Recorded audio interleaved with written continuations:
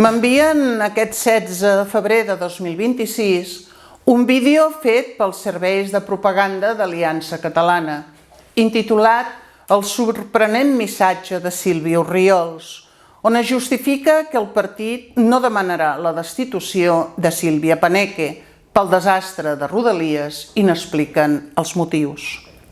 Comença Orriols dient, poc més o menys, que demanen la dimissió de Paneque com si ella en fos la responsable de tot aquest caos. Volen un altre cap de turc? No n'han tingut prou o realment volen resoldre el problema? No, no és que defensi aquest govern imperialista. Govern imperialista? Quin? En tot cas, govern de botiflers, un govern de mocs, que som una colònia de l'atrotinat imperi espanyol.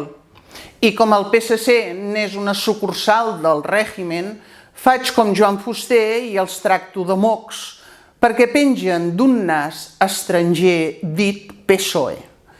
I ja que tant li plau a Orriols imitar el llenguatge que fa dècades utilitzo, valdria la pena que també fes servir la terminologia de mocs quan parli de tots els partits sucursalistes, perquè no arriben ni a nas. Així, tots aquells que per activa o per passiva han defensat durant els darrers 50 anys seguir essent colònia, disfressada, això sí, d'autonomia, en són responsables i culpables de la destrucció de Catalunya. O potser el nazi del general Franco, que ja no hi és entre nosaltres, no en té cap responsabilitat en el nostre genocidi. Els seus seguidors, com ara els mocs botiflers, tampoc. I per a resoldre no aquest problema, sinó tots els problemes que patim, ens cal la independència de Catalunya. L'acompliment del mandat de l'1 d'octubre. D'aquí que dissoldre el minigovern que patim, convocant noves eleccions, com demana Aliança Catalana, tampoc és cap solució. De què serviran nous comicis autonòmics? Perquè el seu partit tingui 10, 15 o 20 diputats? I quin tros en tirem a l'olla? Cap. Així, segons la nova minidirigent, i no ho dic pas per la seva grandària, sinó per la poca talla política, som esperant l'estat català perquè algun dia, si Déu vol, ho farem realitat. O sigui, que la darrera paraula no la tenim els catalans amb els nostres vots. Hem d'esperar que sigui Déu que ens doni el vistiplau. Qui és Déu?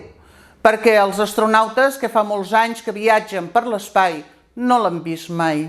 Està també a l'hospital, com l'Isla, on és un funcionari d'aquells que al matí no hi va i a les tardes no hi treballa. És més, no serà pas el mateix personatge que feu Franco caudillo d'Espanya per la seva gràcia divina. Els juntaires volen pactar amb Espanya i els aliancistes esperen que Déu ho vulgui per fer la independència.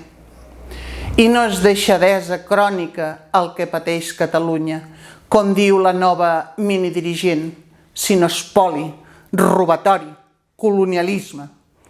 D'altra banda, quan no en vol fer quelcom, el primer que fa és posar data i no diu que ho faran algun dia. Quin dia, senyora Orriols? La setmana dels 3 dijous? Tota la vida té una data. Quan ens casem, quan ens divorciem, quan fem anys, quan fem la primera comunió, quan naixem, l'únic que no té data és la mort, com la independència que volen fer els nostres salvadors.